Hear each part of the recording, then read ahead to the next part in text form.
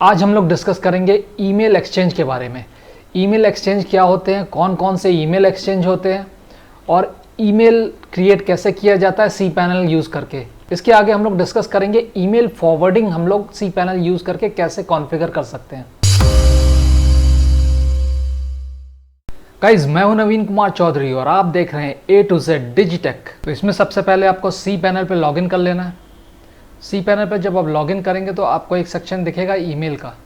तो यहाँ पे आपको एक आइकन है ये ईमेल राउटिंग का, ये इस पर जब आप क्लिक करेंगे तो ईमेल राउटिंग पे पहुँच जाएंगे। अब इसमें आप देख सकते हैं कि इसमें अलग अलग तरह के ईमेल राउटिंग है। इस सेक्शन से हम लोग ईमेल राउटिंग कॉन्फ़िगर करते हैं। यहाँ जैसे आप देख सकते हैं कि 4 ऑप्शन इसमें दे रखा है। फर्स्ट ऑप्शन है ऑटोमेटिकली डिटेक्ट कॉन्फ़िगरेशन। तो इसमें यह है कि जैसे जो भी आपने ईमेल कॉन्फ़िगर किए हुए ऑटोमेटिकली डिटेक्ट कर लेगा। DNS जोन में MX करके एंट्रीज होती हैं। ये जोन एडिटर में MX की एंट्री चेक करता है और उसके बेसिस पे ये डिटरमाइन करता है कि लोकल मेल एक्सचेंजर होगा कि रिमोट मेल एक्सचेंजर होगा। सेकंड ऑप्शन आता है local mail exchanger. Local mail exchanger का मतलब है जो आपका वेब सर्वर है वही ईमेल सर्वर की तरह यूज़ किया जाएगा। फिर उसके बाद ऑप्शन आता है backup mail exchanger. Backup mail exchanger से मतलब ये है कि अगर आपका कोई रिमोट मेल एक्सचेंजर आपने कॉन्फ़िगर कर रखा है और वो एट ए टाइम वर्क नहीं करता है, तब बैकअप मेल एक्सचेंजर यूज़ होगा जो कि एक्चुअली लोकल मेल एक्सचेंजर है। तो अगर आपने बैकअप मेल एक्सचेंजर टिक किया है तो आपका web server backup mail exchanger की तरह यूज़ होगा। थर्ड आता है remote mail exchanger. Remote mail exchanger से मतलब है कि आप कोई third party mail service use कर रहे हैं जैसे कि G Suite। इस डोमेन के लिए हम लोग लोकल मेल एक्सचेंजर यूज़ कर रहे हैं, इसलिए यहाँ पे लोकल मेल एक्सचेंजर मेरे में टिक हो रखा है। तो नेक्स्ट अब हम लोग देख लेते हैं कि ईमेल क्रिएट कैसे किया जाता है। तो जब आप cPanel के मेन पेज पे आएंगे तो ईमेल सेक्शन में ईमेल अकाउंट आपको दिखेगा, उस पर आपको क्लिक करना रहेगा। तो नया ईमेल क्रिएट करने के लिए आपको create button right hand side में मिलेगा, उसको आपको क्लिक करना पड़ेगा। आपको एक पेज खुल जाएगा जहाँ पे फॉर्म बना होगा, वहाँ पे आप यूज़र नेम डाल सकते हैं ईमेल का और पासवर्ड डाल सकते हैं। तो यहाँ पे मैं एक ईमेल डाल देता हूँ, test1 करके डाल देता हूँ और पासवर्ड मैं abc@01@01@। यहाँ पे आप आई बटन पे क्लिक करके देख भी सकते हैं कि पासवर्ड क्या है, सही पासवर्ड है कि नहीं। बाकी की सेटिंग्स आपकी ये हैं। स्टोरेज स्पेस का मतलब ये हुआ कि आपकी ईमेल का कितना स्पेस रहेगा। तो इसमें कि जैसा आप देख सकते हैं एक फील्ड दे रखा है, तो इसमें आप अपडेट कर सकते हैं जो भी आप स्पेस देना चाहते हैं, या फिर आप 1 GB, क्योंकि 1 GB इसलिए दिखा रहा है क्योंकि इस जो cPanel है उसमें मैक्सिमम स्पेस 1 GB का, इसलिए 1 GB दिखा रहा है। तो आप यहाँ पे क्लिक करके कुछ भी आप इसमें दे सकते हैं, जैसे कि अगर मैं 500 देना चाहूँ तो 500, तो ये 500 MB हो जाएगा। फिर उसके बाद आता है आपका ऑटोमेटिकली क्रिएट फोल्डर, इसको जैसा है वैसे ही आप छोड़ दीजिए। नेक्स्ट आता है send a welcome email with instructions to set up mail clients. तो ये ऑप्शन बेसिकली इसलिए है कि जैसे आपने अभी ये ईमेल क्रिएट करेंगे तो आपको एक ईमेल आएगी, उसके अंदर जो है मेल क्लाइंट के सारे ऑप्शंस रहेंगे, सारे सेटिंग्स रहेंगे, जिसको आप यूज़ करके आउटलुक सेटअप कर सकते हैं या फिर आप कहीं भी ईमेल सेटअप कर सकते हैं, अपने मोबाइल पे ईमेल सेटअप कर सकते हैं। तो अभी ये मैं टिक मार्क रख देता हूँ और उसके बाद मैं क्रिएट करता हूँ इस मेल को। तो जैसा कि आप देख सकते हैं test1 हमारा ईमेल क्रिएट हो गया है। और अब नेक्स्ट हम लोग देखते हैं कि ईमेल हम लोग कैसे चेक कर सकते हैं। तो राइट हैंड साइड में देखिए ये पहला बटन है चेक मेल का, तो यहाँ पे हम लोग चेक कर सकते हैं। इस पर मैंने क्लिक किया और ये एक नया जो है आपको पेज खुलेगा। अब देखिए इसमें अलग अलग ऑप्शंस है, राउंड क्यूब है, हॉर्ज है, ये अलग अलग वेब मेल क्लाइंट होते हैं। तो अभी जैसे मेरा डिफ़ॉल्ट यूज़ हो रखा है राउंड क्यूब, तो जब मैं ओपन पे क्लिक करूँगा तो वेब मेल राउंड क्यूब का वेब मेल खुल जाएगा, UI पूरा खुल जाएगा।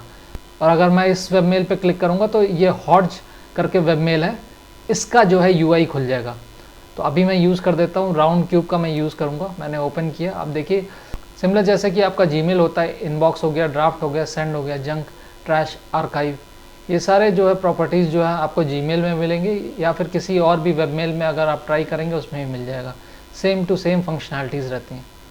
अब जो भी ईमेल्स इस ईमेल आईडी पे आएंगी वो आप या तो इस बटन पे क्लिक करके चेक कर सकते हैं या फिर आप वेबमेल पे डायरेक्ट लॉगिन करके चेक कर सकते हैं।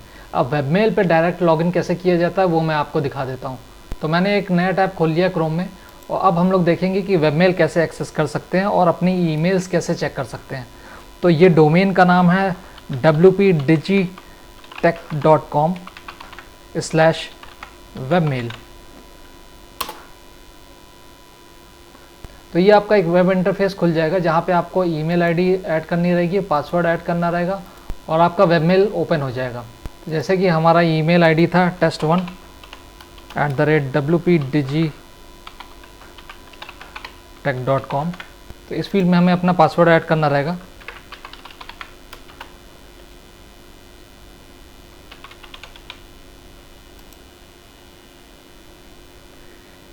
तो ये अभी हम लोग वेबमेल पे लॉगिन हो गए हैं और ओपन पे जब हम लोग इस बटन पे क्लिक करेंगे तो हमारा जो है वेबमेल ओपन हो जाएगा और यहाँ से आप जो है सेम चीज़ आप कर सकते हैं। तो ये डायरेक्टली आप वेबमेल पे लॉगिन करना, कैसे लॉगिन किया जा सकता है वो मैंने आपको बता दिया है। अब बाकी आपको कंपोज करना है तो आप यहाँ पे कंपोज पे क्लिक करके आप कंपोज कर सकते हैं। तो डिफरेंट वेबमेल के अलग अलग यूआई होते हैं मगर ऑप्शन सेम होते हैं। नेक्स्ट हम लोग देखेंगे कि हम लोग कैसे ईमेल फॉरवर्ड कॉन्फ़िगर कर सकते हैं। तो ये मैं ईमेल फॉरवर्ड वाले सेक्शन में आ चुका हूँ। अब यहाँ से आप ईमेल फॉरवर्डर क्रिएट कर सकते हैं। तो यहाँ पे आप देख सकते हैं 2 बटन दे रखा है, एक है ईमेल फॉरवर्डर, दूसरा है ऐड डोमेन फॉरवर्डर। तो यहाँ पे हमारा ऑब्जेक्टिव है कि हम अपनी ईमेल को कैसे फॉरवर्ड कर सकें। फॉर एग्जांपल अगर हमारे पास यहाँ पे 5-6 ईमेल आईडीज़ हैं और हम चाहते हैं कि सारी ईमेल आईडीज़ को केवल एक ईमेल आईडी पे हम फॉरवर्ड कर दें, सारे जितने भी ईमेल्स हैं उसको फॉरवर्ड कर दें एक ईमेल पे, तो इससे होगा ये कि हमें अलग अलग ईमेल्स पे लॉगिन करके देखने की ज़रूरत नहीं पड़ेगी। जो भी ईमेल्स आएंगी, जैसे कि फॉर एग्जांपल मैं कह लूँ कि जैसे HR@ करके ईमेल आपने बना दिया, info@ करके ईमेल बना दिया, support@ ईमेल करके बना दिया, अपने नाम से भी ईमेल करके बना दिया।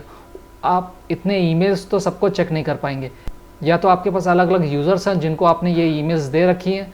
अदरवाइज़ अगर आप खुद यूज़ कर रहे हैं तो आप इतने ईमेल्स चेक नहीं कर पाएंगे, कभी कभार चेक कर पाएंगे। इसलिए बेटर यही रहता है कि आप उसको फॉरवर्ड कर दें किसी एक ईमेल पे जो कि आप चेक कर सकें। तो ये काफ़ी फीसिबल हो जाता है। आपने सारे ईमेल्स को किसी एक ईमेल पे फॉरवर्ड कर दिया और फिर आप वो ईमेल, स्पेसिफिक ईमेल आप चेक कर सकते हैं, उसमें सारी ईमेल्स आपको मिल जाएंगी। तो ईमेल फॉरवर्डर क्रिएट करने के लिए आपको इसमें ऐड फॉरवर्डर पर क्लिक करना पड़ेगा। तो जैसे कि देख सकते हैं आप, ये डोमेन है wpdigitech.com और इसमें जो भी ईमेल्स बनी है उसमें से किसी का आप नाम यहाँ पे डाल सकते हैं। तो अभी हम लोग ने जैसे कि test1 क्रिएट किया था तो मैंने test1 करके डाल दिया। अब ये आपको फॉरवर्ड अपने किसी दूसरे ईमेल पे करना है। तो मैंने यहाँ पे एक टेस्ट करके और बना रखा था ईमेल, उस पर मैं अगर फॉरवर्ड कर दूँ टेस्ट करके ऐसे,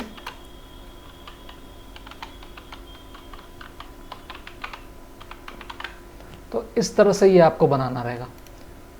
तो अब इस कॉन्फ़िगरेशन से होगा ये कि जो भी ईमेल्स test1 पे आएंगी वो टेस्ट पे चली जाएंगी। इसमें एडवांस्ड ऑप्शंस भी हैं मगर इसको आपको कोई टच करने की ज़रूरत नहीं है। आप बस डायरेक्टली ऐड फॉरवर्डर बटन पे क्लिक करिए और ये आपका एक फॉरवर्डर क्रिएट हो जाएगा। गो बैक करके हम लोग अभी देख लेते हैं। देखिए ये इस तरह का आपका एक फॉरवर्डर क्रिएट हो गया। ये जैसे दिखा रहा है कि ये आपके ईमेल एड्रेस है। अब जो भी ईमेल आएगी वो फॉरवर्ड हो जाएगी test@wpdigitech.com पे। अब सेकेंड ऑप्शन देखिए ये क्या है, ऐड डोमेन फॉरवर्डर। तो इस तरह मान लीजिए अगर हमने कॉन्फ़िगर कर दिया wpdigitech.com और यहाँ पे 2 पे हमने लिख दिया दूसरा वेबसाइट का नाम और ये हमने क्रिएट कर दिया। तो अगर कोई भी अनडिलीवरेबल ईमेल्स होंगी तो वो फॉरवर्ड हो जाएंगी इस डोमेन पे जो कि हमने यहाँ पे कॉन्फ़िगर कर रखा है netcollab.biz पे। डोमेन फॉरवर्डर का एक एग्जांपल देख लेते हैं। फॉर एग्जांपल किसी ने आपको user@wpdigitech.com पे किसी ने ईमेल सेंड करे, तो इसमें 2 केस हो सकते हैं। अगर आपका ये ईमेल एग्जिस्ट करता है तब तो फॉरवर्डिंग नहीं होगी। अगर user@wpdigitech.com एग्जिस्ट नहीं करती ईमेल, ये मेल है ही नहीं, तब जो है सिस्टम क्या करेगा, फॉरवर्ड कर देगा दूसरे डोमेन पे जो कि user@netcollab.biz करके ईमेल होगी, उस पर फॉरवर्ड कर देगा। तो इस तरह से डोमेन फॉरवर्डर वर्क करता है। तो ये कुछ आपके बेसिक कॉन्सेप्ट थे cPanel के अंदर जो ईमेल सेक्शन होता है कि ईमेल राउटिंग कैसे करी जाती है, ईमेल कैसे क्रिएट किया जाता है, ईमेल फॉरवर्डिंग कैसे सेटअप की जाती है। वैसे cPanel के ईमेल सेक्शन में और भी फंक्शनैलिटीज़ हैं मगर ये कुछ स्पेसिफिक फंक्शनैलिटी थे जिससे आप स्टार्ट कर सकते हैं।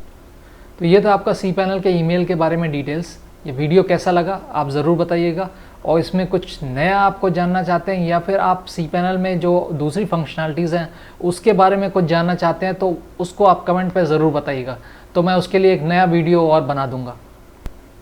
जल्दी मिलेंगे एक नए वीडियो के साथ, तब तक के लिए सी यू सून।